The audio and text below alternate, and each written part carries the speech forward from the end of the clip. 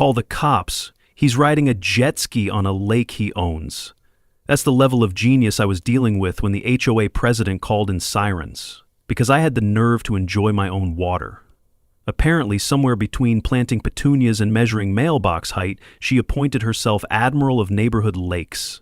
3 patrol cars, 1 very confused deputy, and a woman yelling community resource violation later.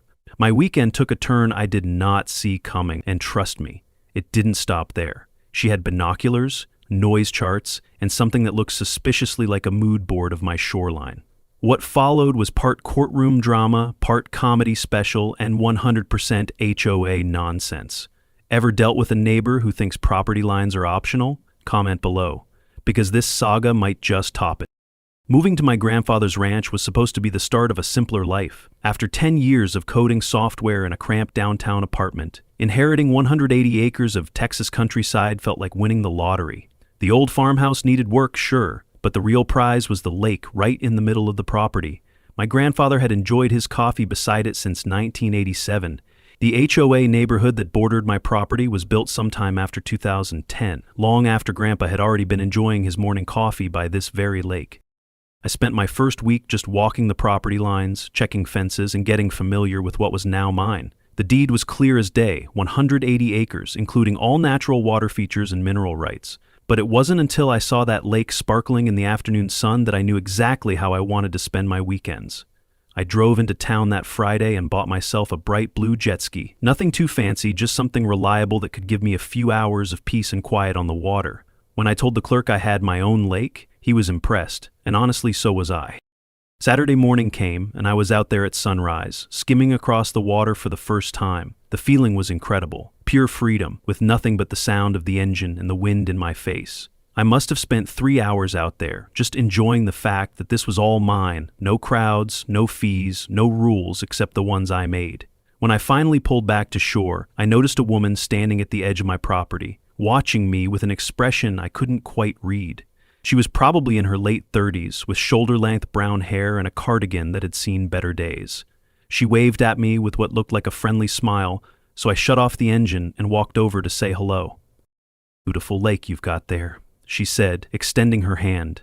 "I'm Victoria Knight, president of the Meadowbrook Heights Homeowners Association. I live just over there." She pointed to a house about 200 yards away, clearly within the HOA development. "I wanted to come over and introduce myself, welcome you to the neighborhood." Her smile seemed genuine enough, but there was something in her eyes that made me cautious. "We have some community guidelines about noise levels, especially on weekends," she continued. "I'm sure you understand how sound carries across water. We like to keep things peaceful for all our residents." I felt my jaw tighten slightly, but I kept my voice friendly. "I appreciate you stopping by, Mrs. Knight," I replied, "but this is private ranch property. I'm not part of your HOA. Victoria's smile faltered for just a moment before snapping back into place. "Oh, I know that," she said quickly. "But we're all neighbors here, right? We should all be considerate of each other." I pulled the folded property deed from my back pocket and showed it to her. "This lake has been in my family since 1987, I explained, long before your neighborhood was even planned. I understand you want quiet, but I have every right to use my own property." She glanced at the deed and I saw something flicker across her face. Frustration, maybe even anger. Of course, she said, backing away slightly. "I just thought you might want to be a good neighbor." With that, she turned and walked back toward the HOA development, leaving me standing there with an uneasy feeling in my stomach. I spent the rest of the day thinking about our conversation. Something about Victoria Knight didn't sit right with me, but I couldn't put my finger on what it was. Maybe she was just overly protective of her neighborhood, or maybe she was one of those people who liked to control everything around them. Either way, I wasn't about to let someone else dictate what I could do on my own land. As the sun set over the lake, I fired up the jet ski one more time and took a victory lap around the entire shoreline. This was my property, my lake, and my life. If Mrs. Knight had a problem with that, she was welcome to take it up with the deed office. But as I was loading the jet ski back onto its trailer, I noticed Victoria standing at her kitchen window, watching me with binoculars. The friendly neighbor act was already dropping, and something told me this was just the beginning of what was going to be a very long fight. Little did I know that while I was enjoying my peaceful evening by the lake, Victoria was already sitting at her old laptop, typing into an internet search engine, "How to stop neighbor noise legal." I had no idea that the war had already begun. Monday morning brought an unwelcome surprise in my mailbox. A handwritten letter that was 3 pages long and bore the official letterhead of the Meadowbrook Heights Homeowners Association. The envelope was addressed to the occupant of 123 Ranch Road in Victoria Knight's precise handwriting. I knew this wasn't going to be good news. Victoria's letter accused me of excessive noise pollution and demanded I stop all motorized activity, or else she'd contact authorities. It was signed with her own mock seal like she ran a real government. The audacity was breathtaking, but what bothered me most was how official she was trying to make it all sound. She was throwing around legal terms and making threats like she actually had some authority over my ranch. I decided I needed to talk to someone who'd been in the area longer than I had, someone who might know what I was dealing with. My nearest neighbor, outside the HOA, was Olivia Harrington, a friendly woman in her 50s who lived in an old farmhouse about half a mile down the road.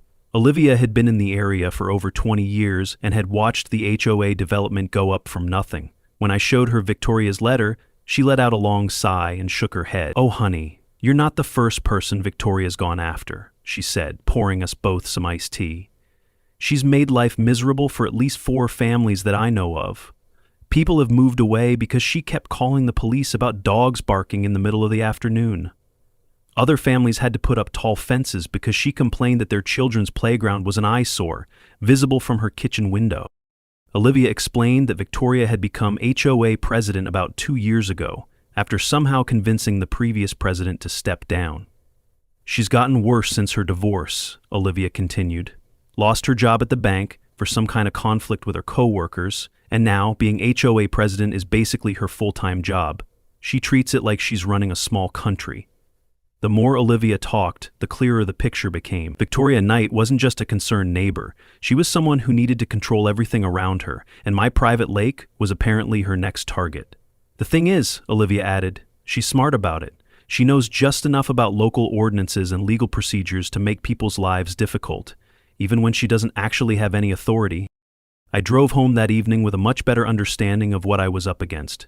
This wasn't going to be resolved with a simple conversation or by showing Victoria my property deed again. She was going to escalate this situation until one of us backed down, and I had no intention of giving up my rights to my own land.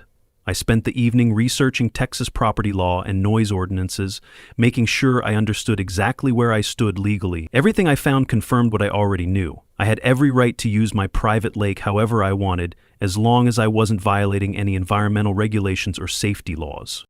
Tuesday evening, I decided to take the jet ski out for another ride, partly because I enjoyed it and partly because I wasn't going to be intimidated by Victoria's threats. As I pulled away from shore, I noticed her standing in her backyard with what looked like a notepad, timing my activities and possibly measuring noise levels with some kind of device.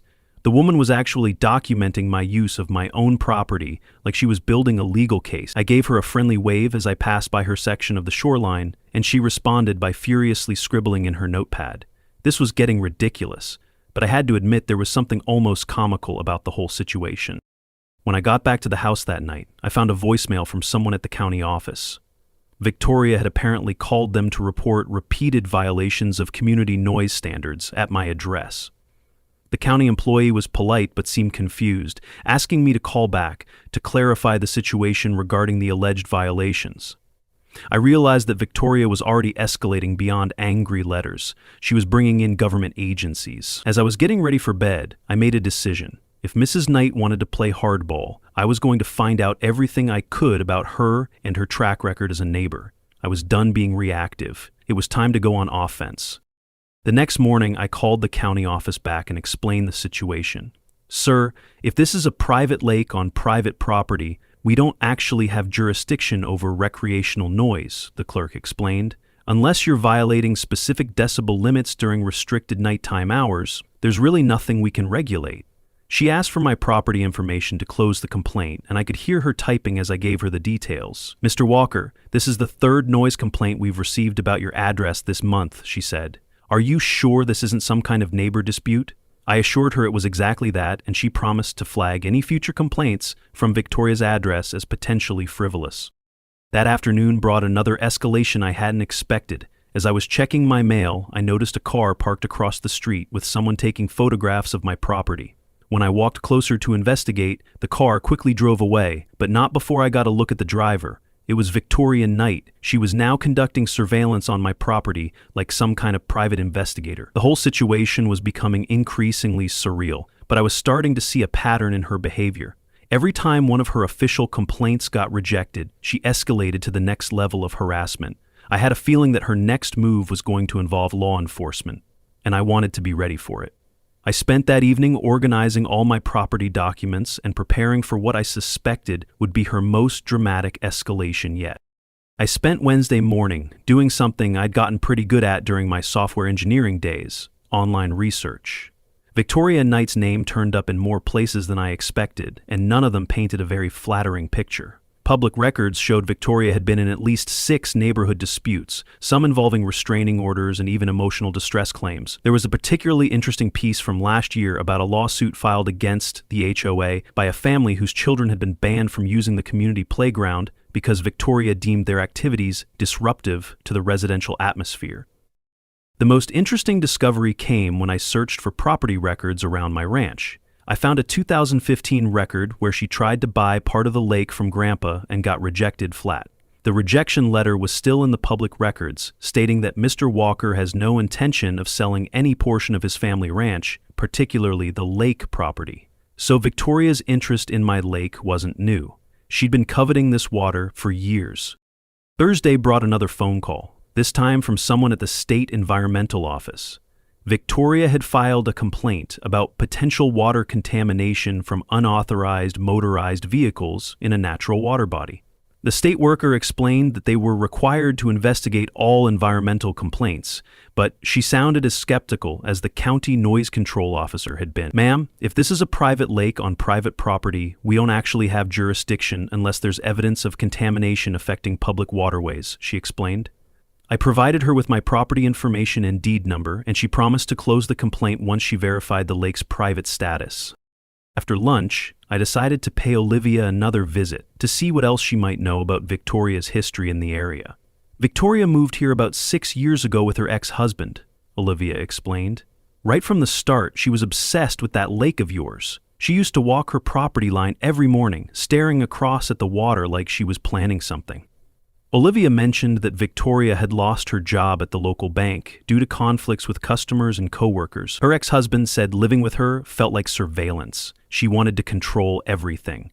The picture that emerged was of a woman who'd lost control of her marriage, her job, and most of her personal relationships, and who was now using her HOA position to control whatever she could. Friday evening, as I was preparing for another peaceful weekend by the lake, my phone rang. It was an unfamiliar number with a local area code. "Mr. Walker," said an authoritative voice, "this is Deputy Nathaniel Gray with the County Sheriff's Department. We've received multiple reports of illegal activity at your property, and we need to schedule a time to investigate these allegations." My stomach dropped. Victoria had escalated to calling the actual police. "What kind of illegal activity?" I asked, trying to keep my voice calm. "The reports mention unauthorized use of community water resources and possible environmental violations," Deputy Gray replied. "We'll need to see documentation of your property ownership and inspect the alleged violation." I explained to Deputy Gray that the lake was on my private property and that I had all the necessary documentation to prove it. He seemed surprised by this information and asked me to repeat the property address twice. "Sir, if this is indeed private property, then we may have received false information," he said, his tone shifting slightly. "Would you be available tomorrow morning for us to verify the property boundaries and resolve this matter?" I agreed to meet with him at 10 a.m. Saturday, and he advised me to have all my property documents ready for inspection. After hanging up, I realized that Victoria had just made a serious mistake. Filing false police reports was actually a crime, and she'd just created an official record of her harassment. As I was thinking about the best way to handle tomorrow's police visit, I noticed Victoria standing at her fence line with what appeared to be a camera, taking pictures of my property. The woman was documenting everything, building what she probably thought was a case against me.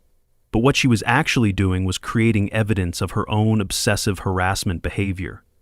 I decided to return the favor and pulled out my phone to take a few pictures of her surveillance activity. If she wanted to play the documentation game, I was going to make sure I had my own evidence of her behavior. As I watched her scurry back to her house when she realized I was photographing her, I couldn't help but smile. Tomorrow's police visit was going to be very interesting, and I had a feeling Victoria Knight was about to learn a valuable lesson about the difference between HOA authority and actual legal authority. The evening before the police visit, I sat on my porch, looking out at the lake and thinking about how much my life had changed since moving to the ranch. What was supposed to be a peaceful retreat from city life had turned into a battle for my basic property rights. But as I watched the sunset reflect off the water that had belonged to my family for decades, I felt a renewed sense of determination. Victoria Knight might have experience intimidating her neighbors, but she'd picked the wrong person to mess with this time. I had the law on my side, the documentation to prove it, and the patience to see this through to the end. Tomorrow was going to be the beginning of the end of Victoria's harassment campaign, though neither of us knew just how dramatically it was all going to unfold. Saturday morning arrived with perfect weather and a perfect opportunity to settle this dispute once and for all. I gathered my deed, registration, and copies of her letters, everything ready for Deputy Gray. At 9:45 a.m., I was sitting on my front porch with a cup of coffee and my documentation folder, waiting for Deputy Gray to arrive. I could see Victoria standing at her kitchen window, obviously watching for the police cars to show up. She'd probably been awake since dawn, preparing her own presentation for the officers. At exactly 10 a.m., I heard the crunch of gravel as a patrol car made its way down my driveway. Deputy Nathaniel Gray emerged from the vehicle and Victoria appeared at her property line almost immediately, carrying what looked like a thick folder of her own. Deputy Gray looked like he'd seen plenty of neighbor disputes before. This was just another Saturday morning call to him. "Mr. Walker," Deputy Gray began, "I'm here to investigate reports of unauthorized water vehicle use and possible environmental violations. Can you show me the area in question and provide documentation of your ownership?" I stood up and gestured toward the lake, which was clearly visible from where we were standing. "Deputy, this is my private lake on my private ranch," I said, handing him my folder. "Everything you need to verify that is right here." While Deputy Gray was reviewing my documents, Victoria approached us with her own folder and what appeared to be a prepared speech. "Officer, thank you for coming," she said in her most authoritative voice. She launched into a speech about shared resources and community standards. She handed Deputy Gray a stack of papers that included photographs, what looked like noise level measurements, and several pages of typed complaints. The deputy was looking back and forth between the lake and Victoria's house, and I could see him doing mental calculations about property lines and distances.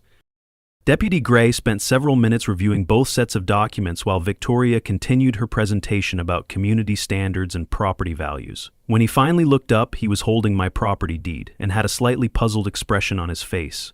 "Mrs. Knight," he said carefully, "according to this documentation, the lake is located entirely on Mr. Walker's private property. The deed shows clear ownership dating back to 1987, which predates your HOA development by more than 20 years. Victoria's confident expression faltered for just a moment before she recovered. "Well, that may be what the paperwork says," she replied, "but we have community agreements about water usage and noise levels that affect everyone in the area." Deputy Gray spoke up with a hint of amusement in his voice. "Ma'am, with all due respect, community agreements don't override private property rights. If Mr. Walker owns this lake, he can pretty much do whatever he wants with it, as long as he's not breaking any environmental laws or safety regulations." He turned to me and asked, "Do you have any motor vehicle registration for your watercraft?" I pulled out my jet ski registration and insurance documents, which were all completely current and legal. "Everything checks out," Deputy Gray said. "This is private property, the watercraft is properly registered, and there don't appear to be any actual violations here."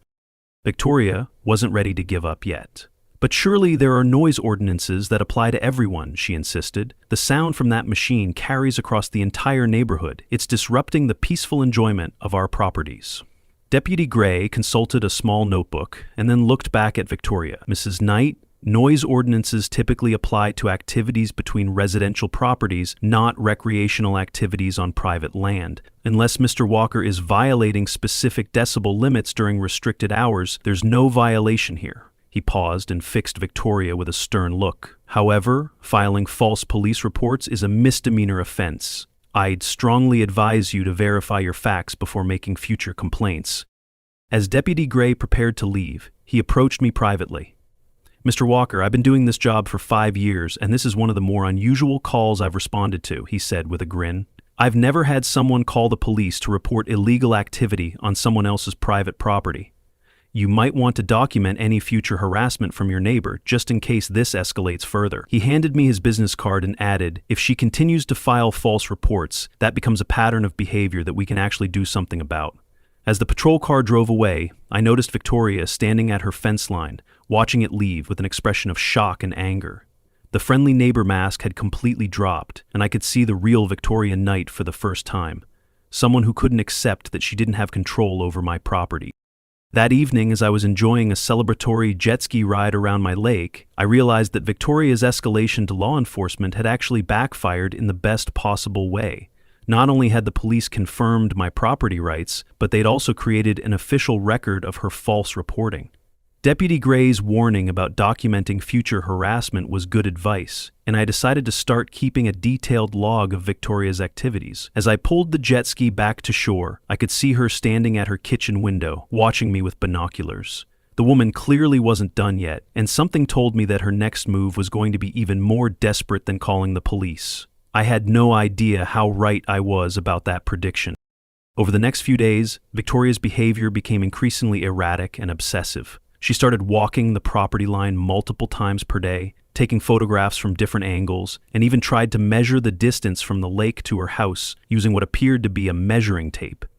It was like watching someone slowly lose their grip on reality, and I knew that the final confrontation was coming soon. Sunday morning brought a temporary peace to my ranch, but I knew it wouldn't last long. Victoria had been humiliated in front of the police, and someone with her personality wasn't going to just accept defeat and move on. I spent the morning doing some routine maintenance around the property, keeping one eye on the lake and another on Victoria's house. Sure enough, around noon I noticed her walking along our shared property line with what appeared to be a measuring tape and a notebook. She was trying to find some angle, some technicality that might give her leverage over my lake access. I called Deputy Gray. He wasn't surprised. "Another call from Victoria?" he sighed. "Mr. Walker, I'm not surprised to hear from you," Deputy Gray said when he answered. "Mrs. Knight called our dispatch again last night, claiming you were operating your jet ski after dark in violation of some made-up ordinance. The dispatcher told her we wouldn't respond unless she had evidence of an actual crime being committed." He paused, and I could hear paper shuffling in the background. "Between you and me, we've had more calls from Mrs. Knight in the past month than we usually get from that entire neighborhood in a year. She's becoming what we call a frequent flyer, and not in a good way." Deputy Gray's tone was friendly but professional, and I got the impression that he was genuinely trying to help me navigate this situation. Monday brought another escalation in Victoria's campaign against my lake activities. This time, she'd apparently contacted someone at the State Environmental Protection Office, claiming that my jet ski was causing erosion and habitat destruction in a sensitive wetland area. The state inspector who called me sounded tired and slightly annoyed, like he'd dealt with similar nuisance complaints before. "Sir, we're required to investigate all environmental reports," he explained, "but based on the property information you've provided, this appears to be a private lake on private land with no connection to public waterways. Unless you're dumping chemicals or causing downstream contamination, there's really nothing for us to regulate here." Tuesday morning brought a visit from the state environmental inspector. The inspector checked water quality, erosion, and my jet ski. His verdict, one of the cleanest lakes I'd seen. When I told him about Victoria's campaign of harassment, he shook his head sympathetically. "We get about 50 false environmental reports a year from people trying to use our agency to settle personal disputes. It's a waste of taxpayer resources, and frankly, it's annoying as hell." Wednesday evening brought the most surreal development yet. I was grilling dinner on my back porch when I noticed Victoria setting up what appeared to be a tripod and camera at the edge of her property, aimed directly at my lake. She was now documenting my activities with professional equipment, like she was conducting some kind of surveillance operation. I decided this had gone far enough and walked over to the property line to have a direct conversation with her. "Mrs. Knight," I called out, "can we talk for a minute about all this?" She looked up from her camera with an expression that was equal parts determination and desperation. "I'm documenting the ongoing violations of community peace and environmental standards," she announced, as if she was reading from a script. "Victoria," I said, using her first name deliberately, "there are no violations. The police confirmed that. The state environmental inspector confirmed that. This is my private property, and I have every right to use it, however I want." She stood up and faced me directly, and I could see that she was genuinely upset about losing control of this situation. "You don't understand," she said, her voice rising slightly. "I've worked too hard to build a peaceful community here. I won't let one selfish person destroy everything we've accomplished." The conversation was clearly not going to be productive, so I decided to try a different approach. "Mrs. Knight, what if we set up some specific times when I use the jet ski? Maybe weekends only, or just weekend afternoons?" Victoria's response surprised me with its intensity. "No," she snapped. "That lake should be quiet all the time. It's supposed to be a natural, peaceful space, not some noisy playground for your toys." I realized then that this wasn't really about noise levels or community standards. Victoria wanted complete control over everything she could see from her property, including my lake. There was no compromise possible because she fundamentally believed she should have authority over land she didn't own. "I'm sorry you feel that way," I replied, "but this is my property and my lake. I'm going to continue using it responsibly, just like I have been." As I walked away, I heard her call out, "We'll see about that." Thursday morning brought what I hoped would be the final escalation in Victoria's harassment campaign. I was checking my mail when I heard sirens and saw Deputy Gray's patrol car racing down my driveway. My heart sank as I realized that Victoria had made another false report, but this time she'd apparently claimed it was some kind of emergency. Deputy Gray emerged from the car, and I could see that he was not happy about being called out again. "Mr. Walker," Deputy Gray called out, "we received a report of threats and intimidation. Mrs. Knight claims you approached her property last night and made threatening statements." I felt my stomach drop as I realized Victoria had escalated to making false accusations about my character and behavior. "Deputy Gray, I did speak with Mrs. Knight last evening," I said carefully, "but it was a civil conversation about trying to find a compromise. I never made any threats or intimidating statements." I could see Victoria standing at her fence line, apparently ready to give her version of events. Deputy Gray pulled out a small notebook and asked me to describe exactly what had happened during our conversation. As I recounted the discussion about setting specific jet ski times and Victoria's angry refusal to consider any compromise, I watched his expression shift from professional concern to obvious skepticism. "Mr. Walker," he said quietly, "would you mind if I took another look at your property deed? I want to make sure I have all the facts straight for my report." I retrieved my property documents from the house, and this time I included the timeline of Victoria's harassment activities that I'd been documenting.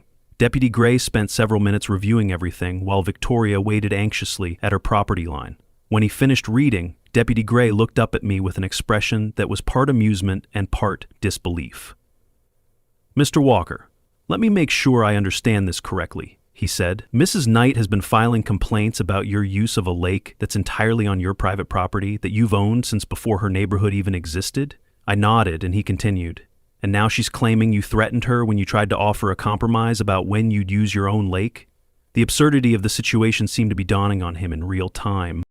After reviewing all the evidence, Deputy Gray returned to give me his conclusion.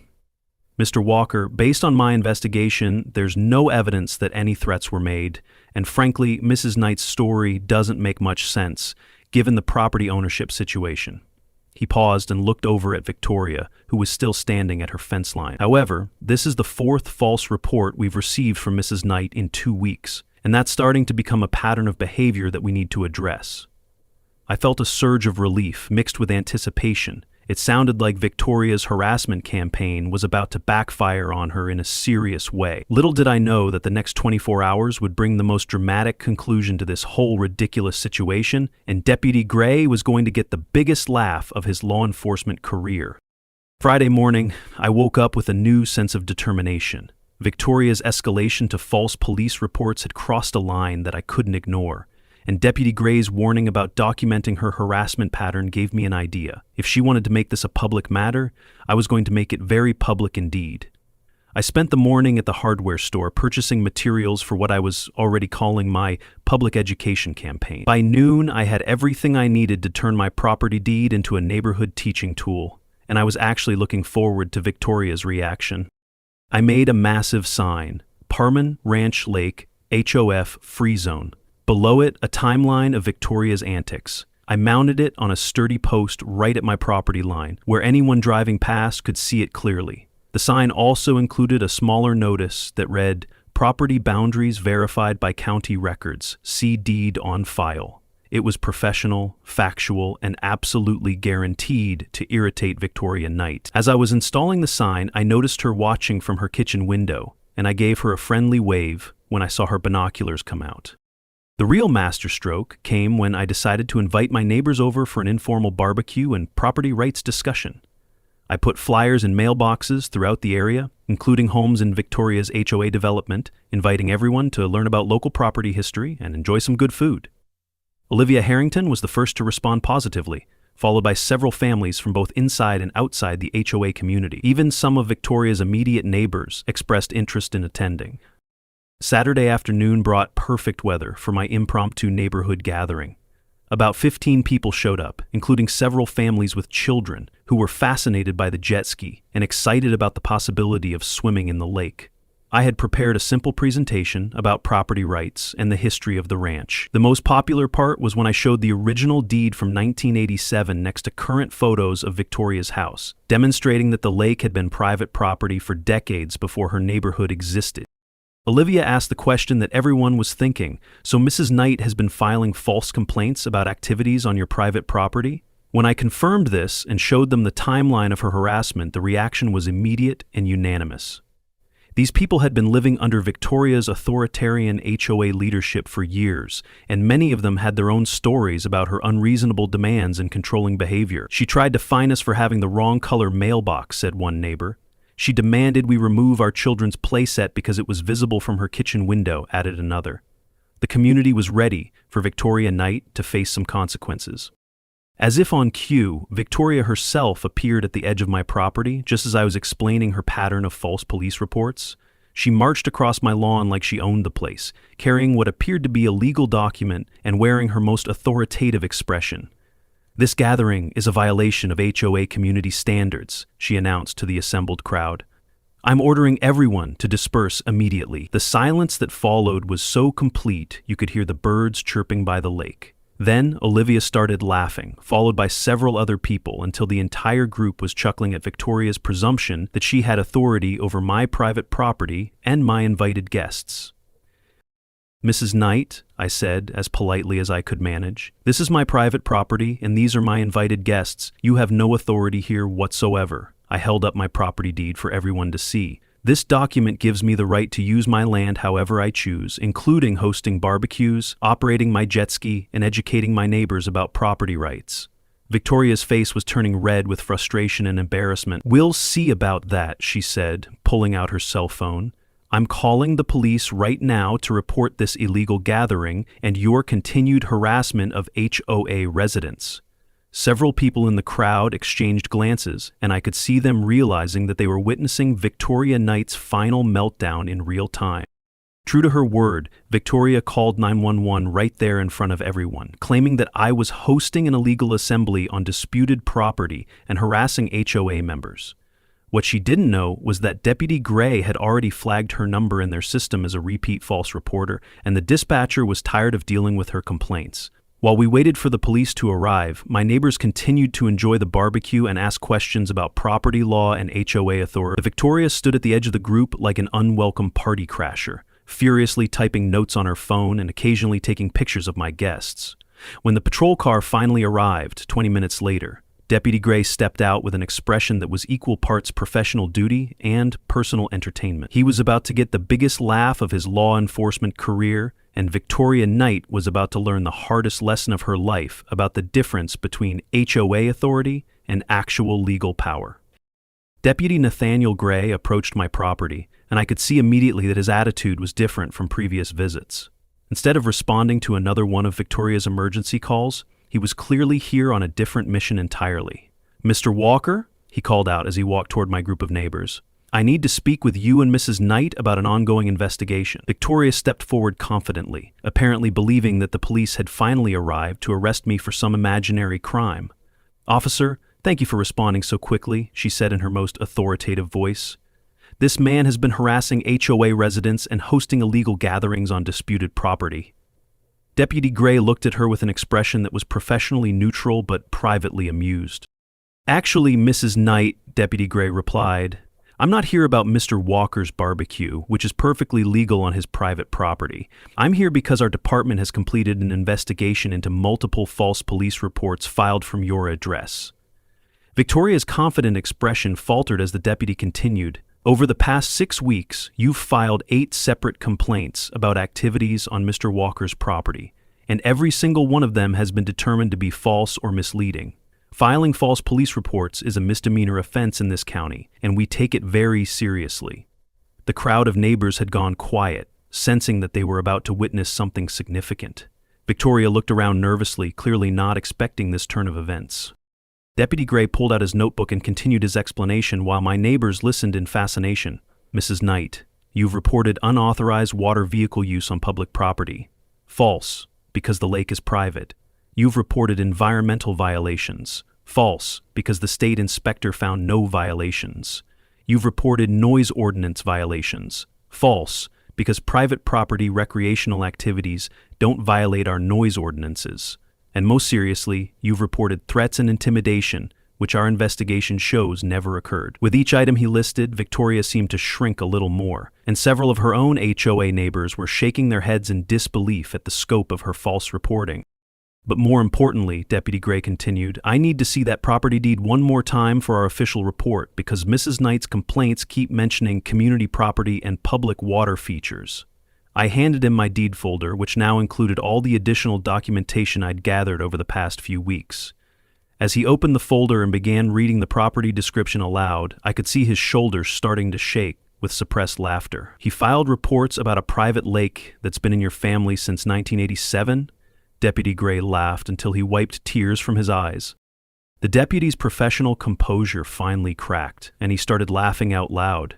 Ma'am, you've been calling the police to complain about a man jet skiing on his own private lake?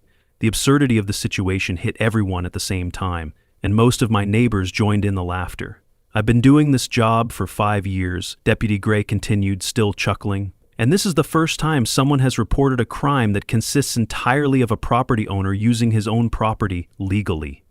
Victoria was standing there looking mortified as the reality of her situation finally sank in. She'd spent weeks harassing me and filing false police reports about activities that were completely legal on my own private land. Mrs. Knight, Deputy Gray said, becoming serious again, you're being cited for filing false police reports, which carries a fine of up to $500 per incident. You're also being issued a formal warning about harassment, and any future false reports will result in misdemeanor charges and possible jail time. He handed her a citation and continued, additionally, you're legally prohibited from contacting Mr. Walker or entering his property for any reason. If you have legitimate concerns about noise or environmental issues, you need to contact the appropriate agencies directly, not the police. Victoria took the citation with shaking hands, clearly understanding that her campaign of harassment had not only failed, but had resulted in serious legal consequences for herself. As Deputy Gray prepared to leave, he approached me privately with a huge smile on his face. Mr. Walker, I have to tell you, this case is going to be legendary at our station, he said, still chuckling. We deal with a lot of neighbor disputes, but I've never seen anyone work so hard to get themselves in trouble over something so completely legal. You handled this perfectly. You documented everything, you stayed within your rights, and you let her dig her own hole. He paused and looked back at Victoria, who was slowly walking toward her house with her head down. Between you and me, we've been getting complaints about Mrs. Knight's HOA management from other residents for months. This citation might be the push the community needs to make some changes. As the patrol car drove away, my neighbors continued the barbecue with a much more festive atmosphere. Olivia approached me with a proposal that I hadn't expected. Lucas, several of us have been talking, and we think it's time for a change in HOA leadership, she said. Would you be willing to attend our next emergency meeting and help us understand property rights and community law?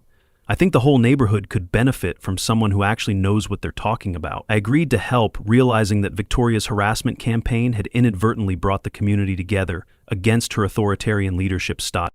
Over the next few weeks, the changes in the neighborhood were dramatic and satisfying.